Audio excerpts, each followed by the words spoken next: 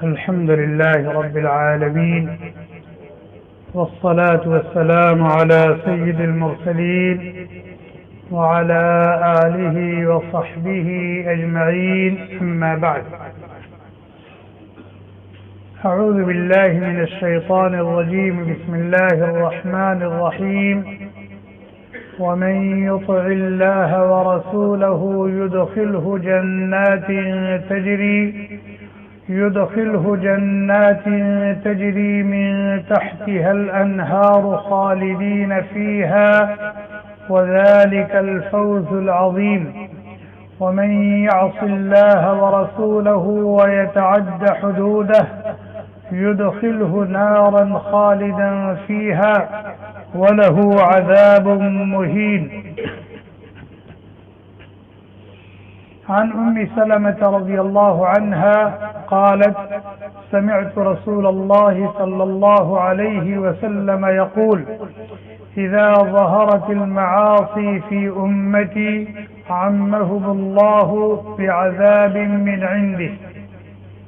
قالت: قلت يا رسول الله، أما فيهم يومئذ أناس صالحون؟ قال: بلى. قالت: فكيف يصنع بأولئك؟ قال صلى الله عليه وسلم: يصيبهم ما أصاب الناس ثم يصيرون إلى مغفرة من الله ورضوان. رواه الإمام أحمد في مسنده. وروى البخاري عن أنس رضي الله عنه قال: إنكم لتعملون أعمالا هي أدق في أعينكم من الشعر، كنا نعدها على عهد رسول الله صلى الله عليه وسلم من الموبقات. وعن أبي هريرة رضي الله عنه قال: قال رسول الله صلى الله عليه وسلم: إن الله تعالى يغار، وغيرة الله أن يأتي المرء ما حرم الله عليه. رواه البخاري ومسلم. وعن معاذ رضي الله عنه قال: قال رسول الله صلى الله عليه وسلم: إياك والمعصية، فإن بالمعصية حل سخط الله. رواه الإمام أحمد في مسنده، أو كما قال النبي صلی اللہ علیہ وسلم. اللہ تعالیٰ فرماتے ہیں کہ جو شخص اللہ اور اللہ کے رسول کی اطاعت کرے گا، زندگی کے ہر شعبے میں اللہ اور اللہ کے رسول کا کہا مانے گا، اللہ اور اللہ کے رسول کے حکموں کے مطابق اپنی زندگی گزارے گا، یدخلہ جنات تجری من تحتها الانہار، اللہ تعالیٰ ایسے خوش نصیب بندوں اور بندیوں کو جنت میں داخل فرمائیں گے جو اللہ تعالیٰ کی رحمتوں کا مظہر ہے، جو اللہ تعالیٰ کی رحمتوں کا مظہر ہے، جہاں سکھ ہی سکھ ہے، چین ہی چین ہے، خوشی ہی خوشی ہے، راحت ہی راحت ہے، مزے ہی مزے ہیں. یدخلہ جنات تجری من تحتها الانہار، جس کے دائیں بائیں سے، آگے پیچھے سے، جس کے نیچے سے نہریں بہ رہی ہوں. آگے فرمایا: ذالک الفوز العظیم، جس کو یہ چیز مل گئی وہ بڑی کامیابی سے کامیاب ہو گیا. یہ ہے بڑی کامیابی. ذالک الفوز العظیم، یہ ہے بڑی کامیابی کہ آدمی کو جہنم سے بچا لیا جائے اور جنت میں پہنچا جائے. اور کتنے دن کے لیے اللہ تعالیٰ اس کو جنت میں داخل فرمائیں گے؟ کتنے سال کا ایگریمنٹ ہوگا؟ دنیا میں کوئی ایگریمنٹ ہوتا ہے تو اس کی زیادہ سے زیادہ مدت کتنی ہوتی ہے؟ دنیا میں کوئی ایگریمنٹ ہوتا ہے تو اس کی زیادہ سے زیادہ مدت کتنی ہوتی ہے؟ 99 سال ہوتی ہے، زیادہ سے زیادہ. اس سے زیادہ مدت کا کوئی ایگریمنٹ دنیا والوں کے یہاں نہیں. سال کا، 6 مہینے کا، 2 سال، زیادہ سے زیادہ 5 سال، اور اگر کوئی بہت بڑا معاملہ ہے تو زیادہ سے زیادہ 99 سال بس. لیکن اللہ تعالیٰ اپنے مطیع و فرمانبردار بندوں اور بندیوں کو اپنی مان کر زندگی گزارنے والوں اور گزارنے والیوں کو اللہ تعالیٰ جنت میں داخل فرمائیں گے. 1 2 سال 100 200 سال 1000 2000 سال نہیں، ہمیشہ ہمیش کے لیے. نہ کبھی جنت ان سے لی جائے گی، نہ کبھی ان کو جنت اور جنت کی نعمتوں سے بے دخل کیا جائے گا. یہ ہمیشہ ہمیش کی نعمت ملے گی. کتنے سال عبادت آپ نے کی، کتنے سال آپ نے اللہ کی مرضی کے مطابق زندگی گزاری؟ 50 سال 40 سال 30 سال، اور آپ تو 60-70 سے اوپر لوگ جاتے ہی نہیں. اس میں بھی 15 سال اس کی نابالغی کا زمانہ نکال دیجیے، اور پھر روزانہ وہ سوتا ہے کم از کم 6 گھنٹہ، روزانہ 6 گھنٹہ یہ نکال دیجیے، اور پھر پیشاب پیخانے کے لیے جاتا آتا ہے، اپنی دنیاوی ضروریات کو پورا کرتا ہے، وہ سب نکال دیجیے. تو اپنی 60 سالہ زندگی میں اس نے اللہ کی کتنی عبادت کی، کتنا وقت دیا. لیکن اللہ تعالیٰ کے ہاں اس کے اس عمل اور استطاعت و فرمانبرداری کی اتنی قدر ہے کہ ہمیشہ ہمیش کی جنت. یدخلہ جنات تجری من تحتها الانہار خالدین فیہا وذلک الفوز العظیم. اور اس کے برخلاف اگر کوئی اپنی منمانی زندگی گزارتا ہے، ومن یعص اللہ ورسولہ، جو اللہ کی اور اللہ کے رسول کی نافرمانی کرتا ہے، شیطان کے کہے پر چلتا ہے، اپنی پسند اپنی چاہت اپنی مرضی کو اللہ اور اللہ کے رسول کے حکموں پر ترجیح دیتا ہے، وَيَتَعَدَّ حُدُودَهُ، اور اللہ تعالیٰ کی مقرر کردہ حدود سے تجاوز کرتا ہے. یہ دیکھو حلال ہے اس کو استعمال کرو، یہ حرام ہے اس سے بچو.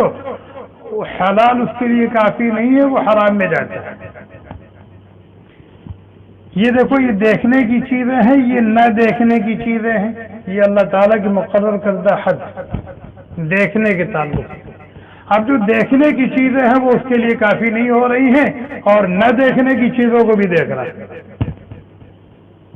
سننے کے تعلق سے یہ سننا ہے یہ نہیں سننا، یہ اللہ تعالیٰ کی مقرر کردہ حد.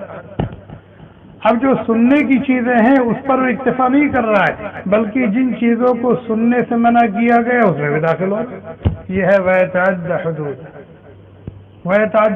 اسی لیے جگہ جگہ اللہ تعالیٰ نے اپنے بندوں کو احکام دیے، اور احکام دینے کے بعد کہتے تِلْکَ حُدُودُ اللَّهِ، تِلْکَ حُدُودُ اللَّهِ، یہ اللہ تعالیٰ کی مقرر کردہ حدود ہیں، اس سے تجاوز نہ کرنا، اس سے آگے نہ بڑھنا. کسی کو فرمایا وَيَتَعَدَّ حُدُودَهُ، تو ایسوں کے ساتھ اللہ کا کیا معاملہ ہوگا؟ يُدْخِلْهُ نَارًا، اللہ تعالیٰ ایسے بد نصیبوں کو جہنم میں داخل فرمائیں گے. کتنے دن کے لیے؟ خالدن فیہا، ہمیشہ میں رہے گا. وَلَهُ عَذَابٌ مُهِينٌ، اور ایسا نہیں کہ وہاں صرف آگ کا عذاب ہوگا. يُدْخِلْهُ نَارًا کا آگ میں داخل، نار سے مراد دوزخ جہنم، جہاں آگ کا عذاب دیا جائے گا. اور اس کے علاوہ اور بھی قسم کے عذاب ہوں گے. سانپ ہوں گے، بچھو ہوں گے، فرشتوں کے ہاتھوں میں گرز ہوگا، اور اس گرز سے وہ پٹائی کریں گے، اور بڑے بھاری طوق جہنمیوں کی گردن میں ڈال دیے جائیں گے، بیڑیوں میں جکڑ دیے جائیں گے، زنجیروں میں باندھ دیے جائیں گے، اور جہنم کا ستون ہوگا اس میں جکڑے ہوئے ہوں گے، اوپر سے جہنم کا ڈھکن بند کر دیا جائے گا. یہ طرح کے عذاب ہے. جہاں دکھ ہی دکھ ہے، تکلیف ہی تکلیف ہے، پریشانی ہی پریشانی ہے، مصیبت ہی مصیبت ہے، جہاں راحت و آرام، سکھ اور چین کا تصور بھی نہیں. جہنمی کہیں گے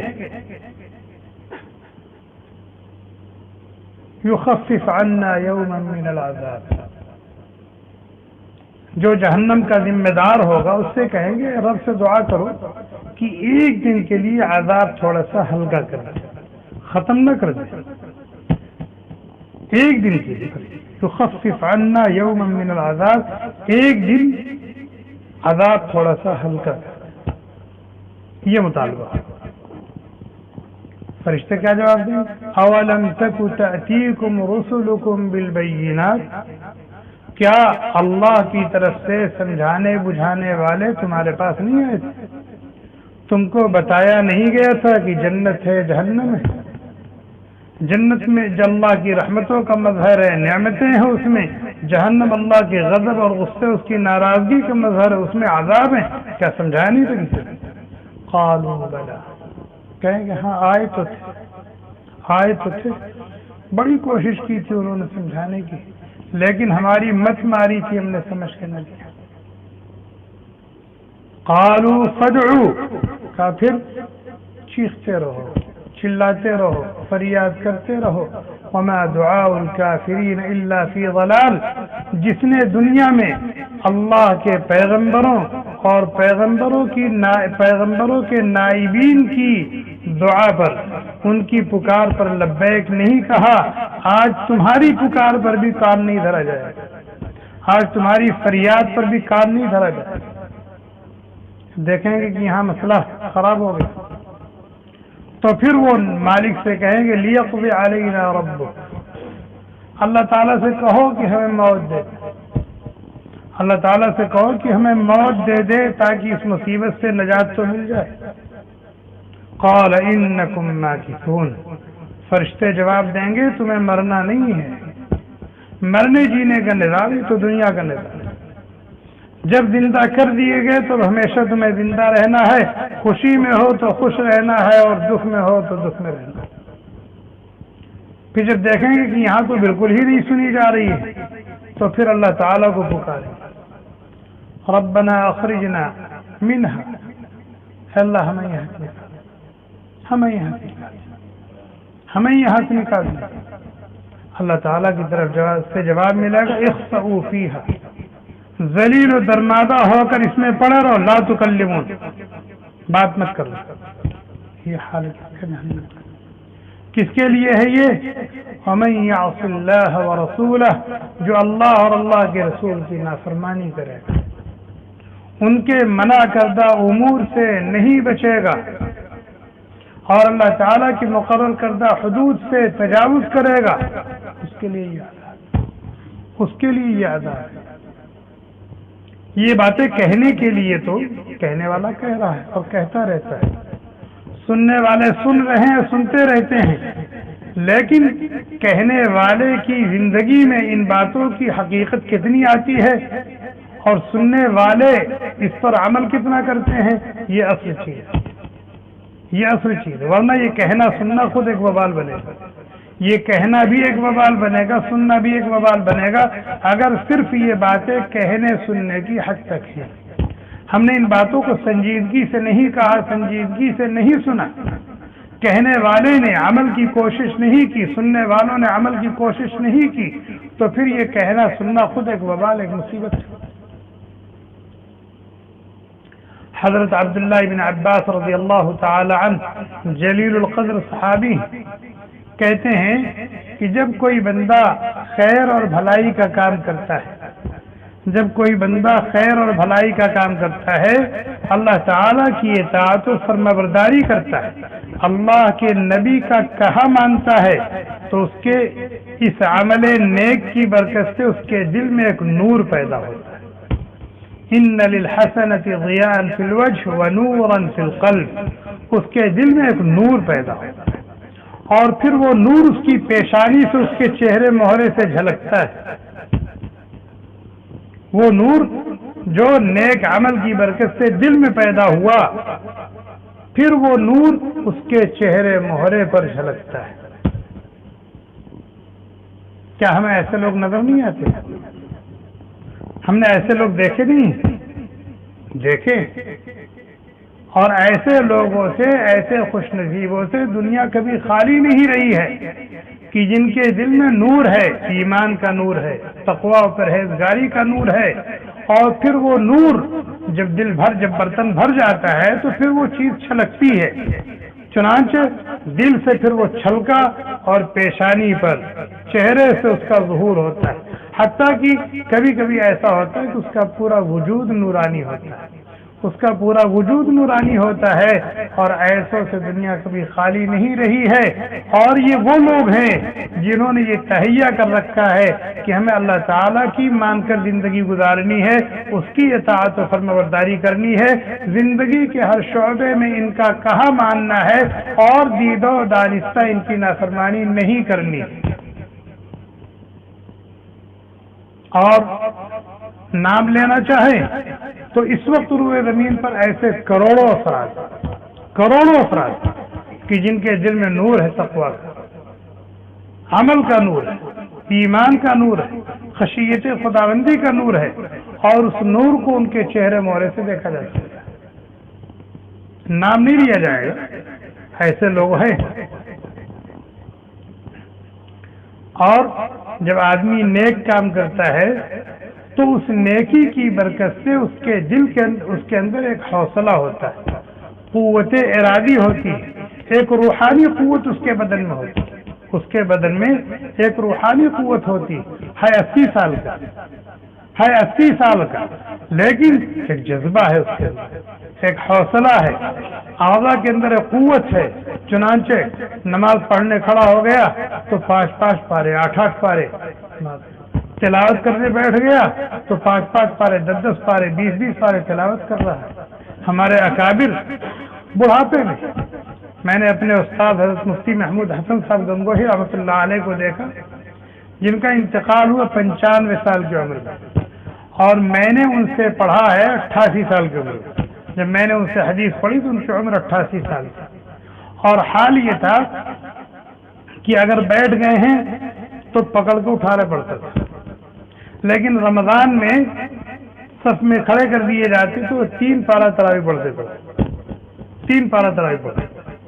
حضرت مولانا محمد عمر پالنپوری رحمۃ اللہ علیہ، میں نے اپنی آنکھوں سے ان کو دیکھا ہے، دارالعلوم دیوبند میں تشریف لے آئے، 2 طرف سے آدمی پکڑے ہوئے، ادھر سے ایک آدمی پکڑ کے لے آ رہے اور لا کے کرسی پہ بیٹھا دیا، اور انہوں نے وعظ و نصیحت شروع کی تو 3 گھنٹے بغیر مائک کے، اور ہزاروں کا مجمع 3 گھنٹے بغیر مائک کے قرآن کریم کی تلاوت، حدیث کی تفسیر، وعظ و نصیحت، اور جہاں کہا وآخر دعوانا الحمد للہ رب العالمین۔ اب اگر کوئی بات کرنی ہے تو وہ سننے کے لیے کان لگانا پڑتا تھا، اور پھر اٹھا کر کے ان کو کمرے میں لے جانا پڑتا تھا۔ تو نیک عمل کی برکت سے کیا ہوتی ہے، انسان اگرچہ بوڑھا ہو جائے لیکن اس کے اندر ہمت ہوتی ہے، اس کے حوصلے بلند ہوتے ہیں، اس کی قوت ارادی مضبوط ہوتی ہے، اور کیا ہوتا ہے، فرمایا ایسے لوگوں کی عمر میں برکت ہوتی ہے، علم میں برکت ہوتی ہے، روزی میں برکت ہوتی ہے، طاعت و فرمانبرداری میں برکت ہوتی ہے، کہ وہ اپنی مختصر سی عمر میں 60-70 سال کی عمر میں اتنا کام کر جاتے ہیں کہ اتنا کام کرنے کے لیے کئی 100 سال عمر چاہیے۔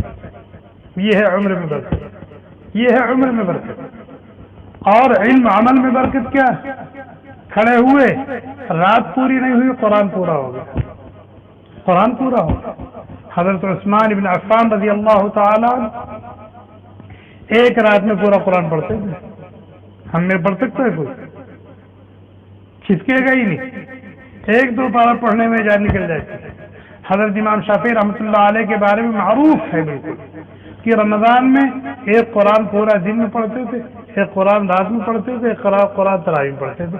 یہ ہے عمل میں برکت، یہ ہے کیا، عمل میں برکت۔ تو فرمایا کہ ایسے لوگوں کے علم میں برکت ہوتی ہے، عمل میں برکت ہوتی ہے، اور کیا انعام ملتا ہے، اللہ تعالیٰ کی اطاعت و فرمانبرداری سے اور گناہوں سے بچنے کی برکت سے لوگوں کے دلوں میں محبت ہوتی ہے، اس کی وہ لوگوں کے دلوں کی دھڑکن بنا رہتا ہے۔ بھلے آپ نے ان کو دیکھا نہیں، آپ نے ان کو سنا نہیں، ایسی لاکھوں شخصیات اس وقت روئے زمین پر موجود ہیں کہ آپ نے ان کو دیکھا نہیں، لیکن جب ان کا تذکرہ آتا ہے تو چہرے کھل جاتے ہیں اور ان سے ملنے کا، ان کو دیکھنے کا شوق۔ شیخ عبد الرحمن سدیس، ابھی قطر میں آ جائے، شیخ عبد الرحمن سدیس یا شیخ شرائم یا مسجد نبوی کا کوئی امام یا سعودیہ کا کوئی مفتی یا ہندوستان پاکستان کی کوئی معروف شخصیت جو متقی و پرہیزگار ہو، دیکھیں آدمی کس طریقے سے والہانہ غار ٹوٹتا ہے ان کو۔ حالانکہ پہلے یہ کیا ہے؟ محبت ہے، کشش ہے جو اللہ کی طرف سے ڈالی گئی۔ اور سب سے بڑے متقی و پرہیزگار کون تھے؟ جناب محمد رسول اللہ صلی اللہ علیہ وسلم۔ آج ان کی محبت لوگوں کے دلوں میں کتنی، حتیٰ کہ جو ان کے ماننے والے نہیں ہیں، اگر وہ منصف مزاج ہے تو ان کے دل میں بھی ان کی محبت ہے، ان کے دل میں بھی ان کی محبت ہے۔ تو خیر اور بھلائی کے کام کرنے کی برکت سے، معصیت اور نافرمانی سے بچنے کی برکت سے یہ انعامات نقد ملتے ہیں، نقد ملتے ہیں۔ دل میں تقویٰ کا نور آتا ہے اور پھر وہ نور اس کے چہرے مہرے سے، اس کی وضاحت سے، اس کے وجود سے ظاہر ہوتا ہے اور اس کے علم عمل میں اور عمر میں، رزق میں برکت ہوتی ہے اور اس کی قوت ارادی مضبوط ہوتی ہے اور لوگوں کے دلوں میں اللہ تعالیٰ اس کی محبت ڈال دیتے ہیں۔ اور اگر کوئی آدمی معصیت کرتا ہے، اللہ کو ناراض اور ناخوش کرنے والے کام کرتا ہے، اللہ کے نبی کے حکموں کی خلاف ورزی کرتا ہے، تو پھر 5 سزا اس کو نقد دی جاتی ہے۔ دل کے اندر ظلمت اور تاریکی پیدا ہو جاتی ہے، دل کے اندر ظلمت اور تاریکی پیدا ہو جاتی ہے۔ انسان گورا چٹا ہے، خوبصورت ہے اور اس کا نقشہ بہت اچھا ہے، لیکن اس کے چہرے پر جاذبیت نہیں ہوتی، کشش نہیں ہوتی۔ وہ جو دل کے اندر ظلمت ہے اس کا اثر ہے۔ چنانچہ ایسے بہت سارے دنیا میں ہیں جو بڑی شہرت کے حامل ہیں، بڑے خوبصورت ہیں، سب کچھ ہے، لیکن اگر وہ آ جائے تو کبھی آدمی سوچتا بھی نہیں کہ چلو زیارت کر کے آتے ہیں، چلو دیکھ کے آتے ہیں۔ اور دیکھا بھی تو ایسا نہیں کہ دیکھتے رہ گئے، ایک نظر ڈالی اور چلے آئے۔ وہ دل کی جو معصیت کی جو ظلمت تھی دل میں، وہ ظلمت وہاں سے آ گئی چہرے پہ، اس لیے لوگ نفرت کرتے ہیں۔ کسی کے اندر شوق نہیں ہوتا کہ چل کے ان کی زیارت کر لے، ان کو دیکھ لے۔ بل کلنٹن کی زیارت کرنے کوئی جاتا ہے، مودی ہندوستان کا وزیر اعظم ہے، کوئی کہتا ہے میں جا رہا ہوں مودی کی زیارت کرنے، ثواب کمانے جا رہا ہوں، ثواب لینے کے لیے جا رہا ہوں۔ یہ میں نے مثال کے طور پر کہی ہے، باقی اس طرح کی بہت ساری۔ تو پہلے تو یہ ہوتا ہے کہ ظلم، معصیت اور نافرمانی کی وجہ سے دل کے اندر ظلمت پیدا ہوتا ہے، اور پھر دل کی وہ ظلمت اس کے چہرے مہرے سے ہٹتا ہے کہ اس کا پورا وجود سیاہ ہو جاتا ہے اور اس کی عمر کی جو برکت ہوتی ہے وہ چھین لی جاتی ہے۔ جیا 60 سال، 70 سال، 80 سال، 90 سال، لیکن نہ اپنی دنیا بنا سکا، نہ اپنی آخرت بنا سکا، نہ اپنا کام کا ہوا، نہ کسی کے کام کا ہوا۔ اس طرح آیا، کھایا، پیا، جیا اور مر گیا، اور اس کے رزق کی برکت چھین لی جاتی ہے۔ 20,000 ریال آمدنی ہے مہینے کی، لیکن ضرورتیں نہیں پوری ہوتی، ضرورتیں نہیں پوری ہوتی، ہائے لگا رہے۔ 40,000 ریال تنخواہ ہے اس کی، لیکن مہینہ ہوتے ہوتے جیب صاف ہو جاتا ہے اور ہر وقت ٹینشن، پریشانی، یہ باقی، وہاں باقی، اس کا باقی، اس کا باقی، یہ کرنا وہ کرنا لگا رہتا، برکت نہیں اس میں۔ اور اس کا بدن ٹوٹ جاتا ہے، اس کا بدن معصیت اور نافرمانی کی نحوست سے وہ تھکا رہے گا، سست رہے گا، بزدل رہے گا، اور اس کے اندر کوئی قوت ارادی نہیں ہوگی، اس کے اندر اس کے حوصلے بلند نہیں ہوں گے، اس کے ارادے پختہ نہیں ہوں گے۔ یہ سب دنیا کے اندر اس پر مار پڑتی ہے، اور بہت جلدی ایک یعنی آدمی کیا کہتے ہیں اس کو، ٹینشن میں آ جائے گا، پریشانی میں آ جائے گا، ہمت ہار جائے گا اور مرنے کی تمنا کرنے لگے گا۔ اس طرح کی چیزیں اس کے اندر پیدا ہو جاتی ہیں، اور اس کی نحوست کیا ہوتی ہے کہ وہ مبغوض خلق بنا دیا جاتا ہے، لوگوں کے دلوں میں اس کی نفرت ڈال دی جاتی ہے، لوگوں کے دلوں میں اس کی نفرت ڈال دی جاتی ہے۔ کسی زمانے میں بڑے بڑے ملکوں نے کسی ایک چھوٹے ملک پر حملہ کیا اور بظاہر ان کو شکست دے دی، اور ان میں سے ایک بڑا طبقہ اس وقت روئے زمین پر ہے بھی نہیں، چلا گیا، لیکن ان کے دنیا سے چلے جانے کے بعد بھی لوگوں کے دلوں میں ان کی محبت ہے۔ لیکن جو اپنے آپ کو فاتح کہہ رہے تھے، چیخ رہے تھے، آج لوگوں کے دلوں میں ان کی نفرت ہے کہ نہیں؟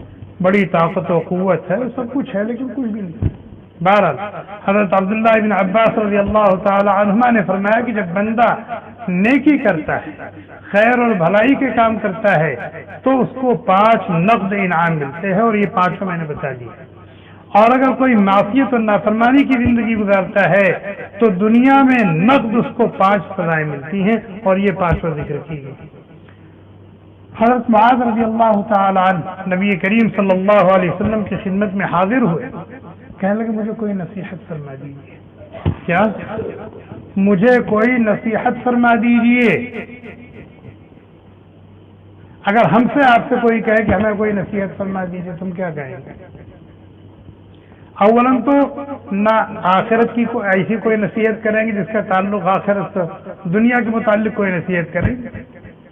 حضرت نبی کریم صلی اللہ علیہ وسلم نے فرمایا ایاک والمعصیہ۔ فرمائش کی کس نے؟ حضرت معاذ بن جبل جلیل القدر صحابی ہیں۔ کیا فرمائش کی؟ مجھے کوئی نصیحت۔ کیا نصیحت کر رہے؟ ایاک والمعصیہ، اپنے آپ کو معصیت و نافرمانی سے، گناہ کے کاموں سے، گناہ کے کاموں سے اپنے آپ کو بچاؤ۔ اور پھر آگے وجہ بھی ذکر کی کہ گناہ سے بچانے کی تاکید کیوں کر رہا ہوں؟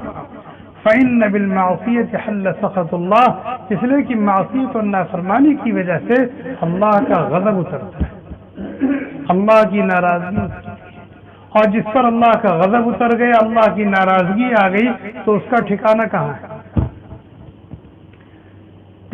پوری دنیا میں نبی علیہ الصلوۃ والسلام کے نزدیک سب سے چہیتا اور پیارا کون تھا؟ بتائیے۔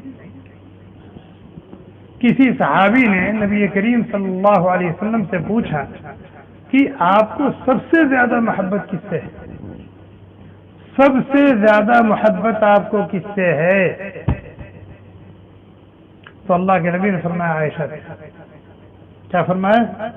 عائشہ۔ عائشہ سے کیوں محبت تھی؟ نبی عورت پرست تھے کیا؟ نبی عورت پرست تھے کیا جس کی وجہ سے عائشہ سے محبت تھی؟ یہ عائشہ کنواری تھی؟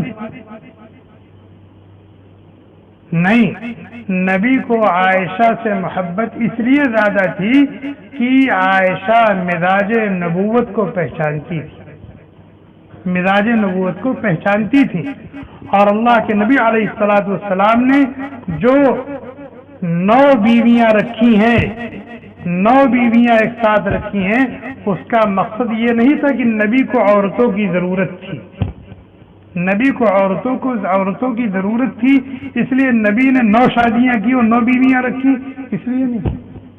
اگر نبی اس لیے 9 شادی کرتے کہ مجھے عورتوں کی ضرورت ہے تو اس وقت کرتے جب جوان تھے، تب جب آپ کی عمر 20 سال تھی، 25 سال تھی، 30 سال تھی، 40 سال تھی، 50 سال تھی، یہ اصل جوانی کی عمر ہوتی ہے جس میں عورت کا تقاضا ہوتا ہے۔ اس وقت تو آپ نے 9 شادیاں نہیں کی، اس وقت تو ایک خدیجۃ الکبریٰ سے نکاح کیا، ایک سے نکاح کیا، حضرت خدیجۃ الکبریٰ سے۔ اور حضرت خدیجۃ الکبریٰ کیسی تھی؟ 2 مردوں کے پاس سے آئی تھی، نبی علیہ السلام ان کے تیسرے شوہر تھے، نبی علیہ السلام ان کے تیسرے شوہر تھے۔ نبی علیہ السلام کی عمر 25 سال تھی، حضرت خدیجہ الکبریٰ کی عمر 40 سال تھی، 15 سال بڑی تھی۔ آپ کریں گے؟ آپ کو اگر پہلی شادی کرنی ہو تو آپ اتنی فرق کی عمر کی عورت کے ساتھ کریں گے شادی؟ آپ تو آج 7 سال کی عمر میں بھی اگر دوسرا نکاح کرنے کی ضرورت پیش آ گئی تو آپ 16 سال کی تلاش کریں گے کہ بالغ ہوئی ہو، بس بلوغت کے میدان میں قدم رکھ دیا۔ کہ نبی علیہ السلام نے 25 سال کی عمر میں نکاح کیا 40 سالہ خاتون سے، اور 50 سال کی عمر تک اسی کے ساتھ زندگی گزاری۔ جب 50 سال کی عمر میں ان کا انتقال ہو گیا ہے، پھر آپ نے حضرت سودا سے نکاح کیا، اور پھر 50 اور 63 13 سال کل 13 سال آپ کی زوجیت میں کتنی بیویاں رہی؟ 9۔ 9. تو اللہ کے نبی علیہ السلام نے اتنی بیویاں کیوں رکھی؟ اس لیے کہ آپ جس طرح مردوں کے نبی تھے اسی طرح عورتوں کے نبی تھے. آپ جس طرح مردوں کے نبی تھے اسی طرح عورتوں کے نبی تھے. آپ کی ایک گھر سے باہر کی زندگی تھی، ایک گھر کے اندر کی زندگی تھی. تو آپ کے جو گھر کے باہر کی زندگی ہے اس کو تو مرد دیکھ رہے ہیں، اس کو تو مرد دیکھ رہے ہیں، صحابہ دیکھ رہے ہیں، اور قیامت تک آنے والے انسانوں کو بتائیں گے، سکھائیں گے، پہنچائیں گے. لیکن آپ کی جو گھر کے اندر کی زندگی ہے اور عورتوں کے جو مسائل ہیں اور قیامت تک آنے والی عورتوں کے مسائل اور ان کو پہنچانا ہے، تو یہ زندگی نبی کی جو گھر کے اندر کی ہے اس کو کون محفوظ کرے گا اور امت کی عورتوں تک اس کو کون پہنچائے گا؟ ظاہر اس کے لیے ایک عورت تو کافی نہیں، ایک عورت تو کافی نہیں. اس لیے آپ نے 9 بیویاں رکھی تاکہ آپ کی جو گھر کے اندر کی زندگی ہے، عورتوں کے جو مسائل ہیں، وہ یہ خواتین آپ سے سیکھیں اور اس کو محفوظ کریں اور قیامت تک آنے والی عورتوں کو پہنچائیں، ان کو سکھائیں، ان کو دیں. اور ظاہر ہے اس مقصد کی تکمیل حضرت عائشہ صدیقہ رضی اللہ تعالی عنہا سے زیادہ ہو سکتی تھی، اس لیے کہ وہ نئی عمر کی تھی اور غضب کی ذہین تھی، غضب کی ذہین تھی، نئی عمر کی تھی، اور نبی کے بعد ان کو ایک لمبے زمانے تک دنیا میں رہنا تھا. نبی کی وفات کے بعد ایک لمبے زمانے تک ان کو دنیا میں رہنا تھا، کیونکہ مزاج نبوت کو وہ پہچانتی تھی اور کثرت ازدواج کا جو مقصد تھا وہ حضرت عائشہ سے زیادہ حاصل ہو رہا تھا. اس لیے عائشہ سے محبت تھی، اس لیے نہیں محبت تھی کہ وہ کنواری تھی، اس لیے نہیں محبت تھی کہ وہ کم عمر تھی، وہ جوان تھی. نہیں تو پوچھا سب سے زیادہ محبت کس سے؟ کہا عائشہ. تو پوچھنے والے نے کہا مردوں میں. کس میں؟ مردوں میں. کیا فرمایا؟ ابوہا، کہ ان کے باپ سے، یعنی حضرت ابو بکر سے. اور حضرت ابو بکر سے بھی اس لیے نہیں محبت تھی کہ وہ ان کے سسر تھے، چہیتی بیوی کے باپ تھے.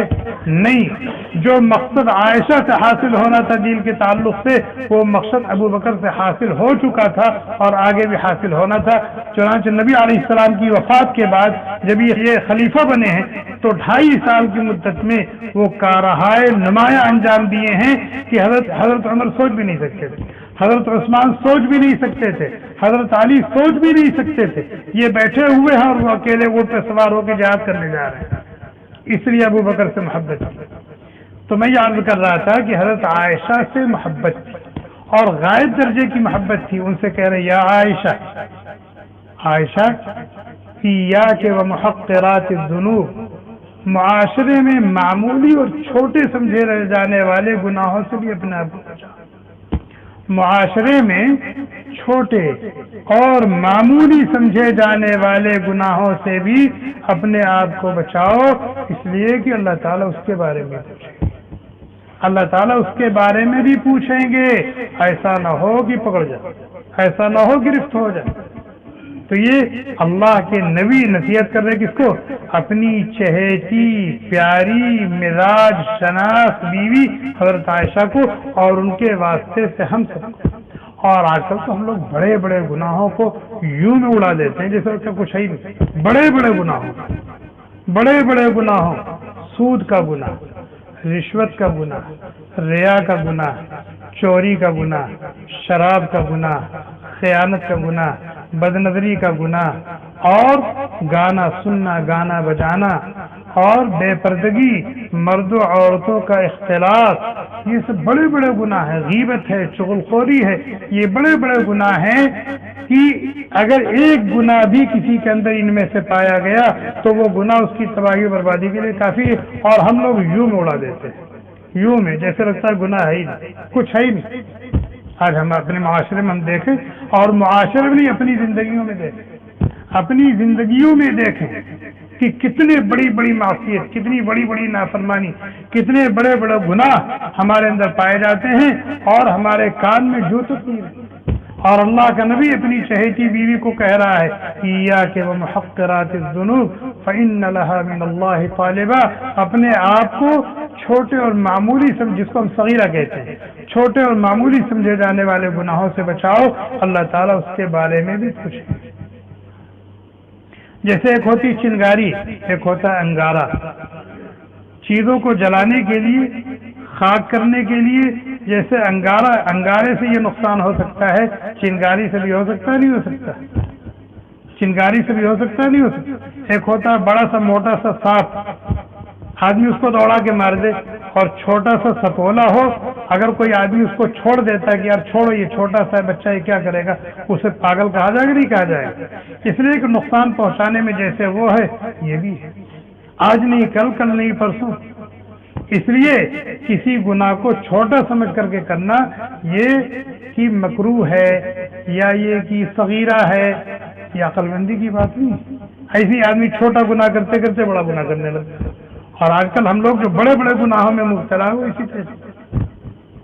تو ہمیں احتیاط کرنا چاہیے، کوشش کرنا چاہیے کہ ہم اللہ تعالیٰ کی اطاعت و فرما برداری کریں، اچھے اچھے بھلے بھلے کام کریں، معصیت اور نافرمانی سے، شر اور برائی سے اپنے آپ کو بچائیں۔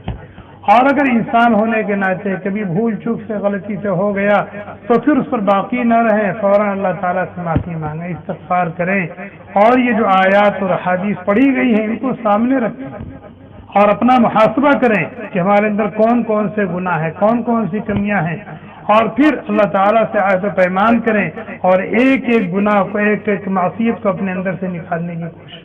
جیسے اگر پتہ چل جائے آدمی کو کہ میرے اندر لگتا ہے شوگر کی بیماری ہے، شوگر کی بیماری ہے، شوگر کے کچھ اثرات اور اس کی نشانیاں پائی جاتی ہیں، گھر میں بیٹھے گا فوراً بھاگ کے جائے گا ڈاکٹر کے۔ اگر چبھن ہو رہی ہے، اگر محسوس ہو گیا کہ دل میں چبھن ہو رہی ہے اور بیٹھا رہے گا گھر میں، اگر بیٹھا رہے گا تو پاگل ہے، فوراً بھاگ کے جاتا ہے ڈاکٹر کہ یہاں ہارٹ اٹیک نہ ہو جائے۔ جاتا ہی نہیں جاتا ہے۔